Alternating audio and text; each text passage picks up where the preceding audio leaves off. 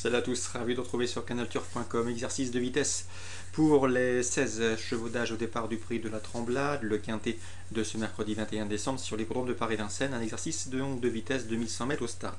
J'ai placé en tête de cette épreuve le 11 Prince du Verger. Certes, il devra négocier un numéro en deuxième ligne derrière l'autostart. En tout cas, on fera confiance à Jean-Michel Bazir pour se sortir de cette position peu enviable dans la phase initiale. C'est un cheval qui n'est pas à l'abri de l'incartade, certes, mais il a le potentiel pour mettre tout le monde d'accord dans cette épreuve. Il est présenté par Jean-Michel Baudouin, il saura déférer les quatre pieds. Il a prouvé au cours des dernières semaines qu'il avait la pointure. Je lui poserai le numéro 1, Paloma des Landes, qui à 8 ans n'a jamais été aussi performante. Elle a véritablement franchi un palier au cours des derniers mois. Elle reste sur une pléiade de bons résultats, des succès et des places de deuxième à la clé, avec notamment des succès à Laval, à Argentan, à Nantes, ou encore à Amiens le mois de septembre. Elle est au mieux actuellement. Elle a vraiment fait sensation dernièrement à Laval et Argentan. Rien ne s'oppose à une confirmation, si ce n'est que je la préfère sur les parcours de plus longue haleine. J'ai peur pour son entourage qu'elle soit un peu prise de vitesse sur ce parcours de vitesse, justement. Le numéro 7, Paradurib, attention à elle. Elle pourrait bien refaire parler d'elle et redorer son blason. Notez qu'elle sera déférée des quatre pieds pour son premier objectif de l'hiver. Donc c'est sans doute le bel outsider dans cette épreuve.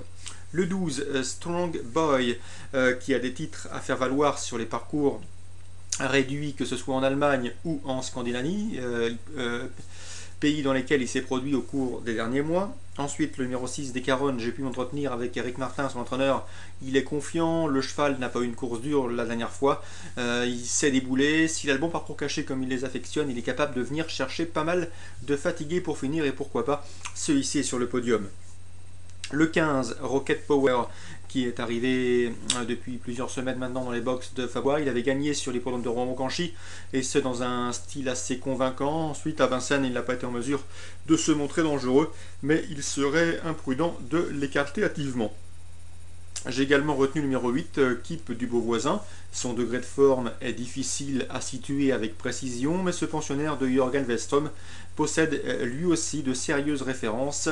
Dès lors, il pourrait bien venir corser les rapports. Le 14, Hyper Rock, qui nous vient d'Italie.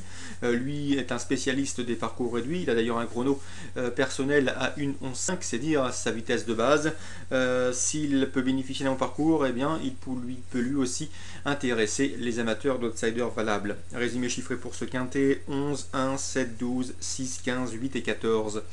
Toujours à Vincennes, dans la troisième, je vous conseille de racheter le 314, Thailando Bello. Il reste sur une disqualification, mais c'est un cheval qui a montré qu'il avait de la marge, notamment celle confiée à Charles-Julien Bijon, le fils de Christian.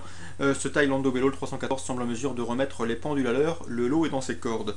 Dans la quatrième, sachez que le 407 me plaît pas mal. Cette nouvelle pensionnaire de Fabrice Soulois, pour ses débuts à Vincennes, s'est classée 6e. Ce jour-là, elle n'était pas déférée. Elle le sera ici.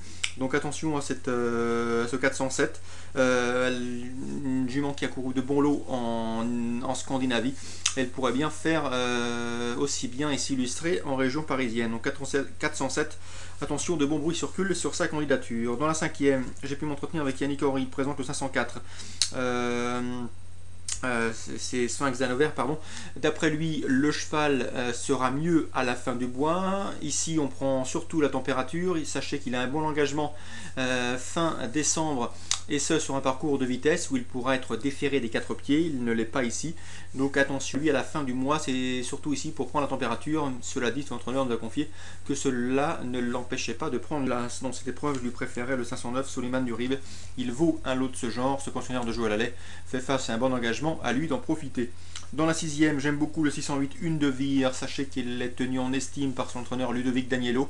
C'est une pouliche de qualité, une pouliche d'avenir, sans doute la meilleure de l'écurie dans cette promotion chez Ludovic Daniello. Sachez également qu'elle sera déférée des postérieurs pour la première fois de carrière, signe de la confiance de son mentor, histoire de mettre le maximum d'atouts de son côté. Dans cette épreuve, elle peut donc donner la réplique au 609. Eudocia du Vivier, pensionnaire de Franck Leblanc, qui compte déjà 2 victoires en seulement 3 sorties publiques. Hélas, elle n'a pas paru en piste depuis cet été, et dans ces conditions, son degré de forme reste sujet à caution, même si on sait que chez Franck Leblanc, les chevaux sont relativement prêts d'emblée. Donc le 608, Une de Vire me semble être un bon rapport qualité-prix. Dans la cinquième, j'aime beaucoup le 509, dans la deuxième, le 407 et dans la troisième, le 314. Voilà pour ce petit tour d'horizon pour ce mercredi 21 décembre. Bonjour à tous, bonne journée et à demain.